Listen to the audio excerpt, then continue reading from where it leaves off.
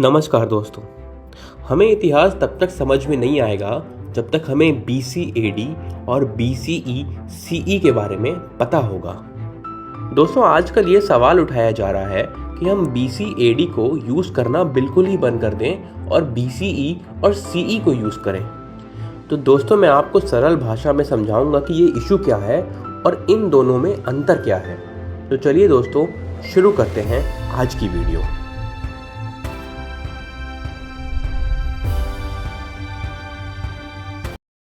दोस्तों, आजकल अगर हम कोई भी न्यूज़पेपर पढ़ेंगे या कोई भी बड़ी वेबसाइट जैसे विकिपीडिया को देखेंगे तो उसमें AD और BCE का जिक्र बहुत कम है। अब वो लोग भी BCE और CE को इस्तेमाल करते हैं। AD मतलब ही CE है। दोस्तों, अब हम जानेंगे कि BC और AD का मतलब क्या है और इतने समय तक पूरी दुनिया BC और AD को ही क्यों यूज़ करती थी। तो दोस्तों, BC का मतलब होता है बिफोर क्राइस्ट। अगर कहीं 500 BC लिखा है तो मतलब 500 years before the birth of Christ. अब आपके मन में कई सवाल आ रहे होंगे, जैसे कि जो अलेक्जेंडर और पोरस का युद्ध हुआ था, जिसको हम फर्स्ट बैटल ऑफ झेलम भी कहते हैं, ये हुआ था 328 BC में। तो अब आप पूछोगे, क्या ये 328 years before the birth of Christ हुआ था? तो इसका जवाब है हाँ। दोस्तों, बहुत टाइम तक हमने हिस्ट्री पढ़ने के लिए जीसस क्राइस्ट के बर्थ का टाइम लिया और हिस्ट्री को दो पार्ट में बांट दिया। एक जो उनके बर्थ से पहले थी यानी बिफोर क्राइस्ट, और एक जो उनके बर्थ के बाद थी यानी AD। अब जैसे पानीपत की पहली लड़ाई 1526 AD में हुई और वास्को डी गामा 1498 AD में भारत आए, तो AD का फुल फॉर्म है एनो डोमिनी। एनो डोमिनी एक लैटिन वर्ड है जिसका मतलब होता है in the year of our Lord, यानी जीसस क्राइस्ट के बर्थ के बाद का समय। अब आपके दिमाग में एक क्वेश्चन आ रहा होगा कि हमने इस टाइम को दो पार्ट में क्यों बांट दिया, जीसस क्राइस्ट के बर्थ के पहले का और जीसस क्राइस्ट के बर्थ के बाद का। और कमाल की बात तो ये है कि ये एक सिस्टम सिर्फ यूरोप में ही नहीं बल्कि अरब कंट्रीज़ में भी एक्सेप्ट हो गया, अफ्रीका में भी एक्सेप्ट हो गया, इंडिया में भी एक्सेप्ट हो गया, चाइना में भी एक्सेप्ट हो गया, यानी पूरी दुनिया इस सिस्टम को मानने लगी। तो इसका आंसर ये है कि हमारे पास कोई ईयर ज़ीरो नहीं है, हमारे पास कोई एक पैरामीटर नहीं है जिसमें हम डिसाइड कर सकें कि ये घटना कब घटी। तो BC और AD से हमें एक पैरामीटर मिल जाता है कि इस पैरामीटर के पहले की घटना है या इस पैरामीटर की बाद की घटना है। ये ईयर ज़ीरो एक रेफरेंस पॉइंट बन जाता है हमारे लिए, ताकि हम हिस्ट्री में जितनी भी घटनाएं हुए हैं उन्हें एक टाइम दे सकें। और इसका मतलब ये नहीं है कि 0 AD या 0 BC कोई एक टाइम था जो एग्जिस्ट करता है।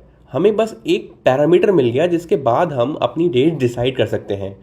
जैसे 0 AD के बाद 1 AD, 2 AD, 3 AD ऐसे आया, और टेक्निकली हम लोग इस वक्त 2025 AD में हैं। अगर हम लोग इस सिस्टम को हटा दें तो हमें पता ही नहीं चल पाएगा कि हम किस ईयर में या किस टाइम पे हैं या किस टाइम पे हम एग्जिस्ट कर रहे हैं। ये बहुत ही इंपॉर्टेंट पैरामीटर है हिस्ट्री को समझने के लिए। हम ये मान के चलते हैं कि हिस्ट्री 1 लाख साल पुरानी है। सबसे पुरानी सभ्यता लगभग 12 से 14 हज़ार साल पुरानी है। और ये सिविलाइजेशन और सभ्यता हम तभी जानते हैं जब हमें BC और AD की जानकारी होती है। तो अब आप ये सोच रहे होंगे कि ये सिस्टम बनाया किसने और इतनी कैलकुलेशंस की किसने। दोस्तों, हमें उनका नाम पता है और उनका नाम हिस्ट्री में गोल्डन वर्ड्स में दर्ज है। तो उनका नाम है डायनोसिस एक्सिगुएस। इन्होंने ही इतनी सारी कैलकुलेशंस की थी और आज से 1500 साल पहले इस सिस्टम को बनाया था। अब आप ये पूछोगे कि अगर इस मॉन्क ने इस सिस्टम को बनाया था तो हम इस सिस्टम को ग्रेगोरियन कैलेंडर क्यों कहते हैं? क्योंकि उस टाइम के जो पोप थे उनका नाम था पोप ग्रेगरी द 13। उन्होंने ही सजेस्ट किया था हमें एक नया कैलेंडर सिस्टम बनाना चाहिए, क्योंकि उस वक्त जो कैलेंडर सिस्टम फॉलो होता था वो था जूलियन कैलेंडर, और उस कैलेंडर में बहुत सारे इश्यूज थे। जैसे कभी कभी ये भी नहीं पता चलता था कि ये साल लीप ईयर है या नहीं, तो इसलिए बना ये ग्रेगोरियन कैलेंडर। बट आप अभी पूछोगे कि चलो ये चीज़ तो यूरोप में बन गई, बट बाकी इस्लामिक कंट्रीज़ हो गई, चाइना हो गया, जापान हो गया, इंडिया हो गया, इन्होंने अपने कैलेंडर क्यों नहीं बनाए? और सबने इस ग्रेगोरियन कैलेंडर को क्यों फॉलो किया? तो दोस्तों इसका जवाब है कि हर कंट्री और हर रिलीजन ने अपना अपना एक कैलेंडर सिस्टम बनाया। अब जैसे कि इस्लाम में भी उनका एक कैलेंडर सिस्टम है। उनका ईयर ज़ीरो काफ़ी अलग है ग्रेगोरियन ज़ीरो से। वो ईयर ज़ीरो को वो मानते हैं जब उनके प्रॉफिट ने मक्का से मदीना तक की माइग्रेशन की थी, तो वो है उनका ईयर ज़ीरो। तो क्रिश्चियंस के लिए ये ग्रेगोरियन कैलेंडर और इस्लाम के लिए ये कैलेंडर जिसमें उनके प्रॉफिट ने एक बहुत ही इंपॉर्टेंट जर्नी मक्का से मदीना तक के लिए की थी। लेकिन दोस्तों मैं आपको एक बात बता दूं कि इस दोनों कैलेंडर में डिफरेंस 600 साल से भी ज़्यादा का है। अगर आप ग्रेगोरियन कैलेंडर के हिसाब से देखोगे तो साल चल रहा है 2025, लेकिन अगर आप यही चीज़ इस्लामिक कैलेंडर के हिसाब से देखोगे तो अभी जो साल आएगा वो है 1446। ऐसे ही चाइना ने भी अपना कैलेंडर सिस्टम बनाया। उनके एक लीडर थे हुआंग दी, उन्होंने भी एक नया कैलेंडर सिस्टम बनाया और उनका जो ईयर ज़ीरो है वो सोलर और लूनर मूवमेंट के हिसाब से तय किया। और चाइना में कई लोग अपने कल्चर को फॉलो करने के लिए ये जो चाइनीज़ कैलेंडर है आज भी उसी को फॉलो करते हैं। हिंदुइज्म का भी अपना एक कैलेंडर है जो भारत में बहुत लोग फॉलो करते हैं। भारत में सरकारी तौर पे दो कैलेंडर चलते हैं, एक जो है ग्रेगोरियन कैलेंडर और एक जो है साका कैलेंडर। दोस्तों साका कैलेंडर सिर्फ इंडियन हिस्ट्री का पार्ट नहीं है या माइथोलॉजी का पार्ट नहीं है, ये नेशनल कैलेंडर ऑफ इंडिया भी है। तो कई बार ये क्वेश्चन भी पूछा जाता है कि the national calendar of India क्या है, तो उसका जवाब है साका कैलेंडर।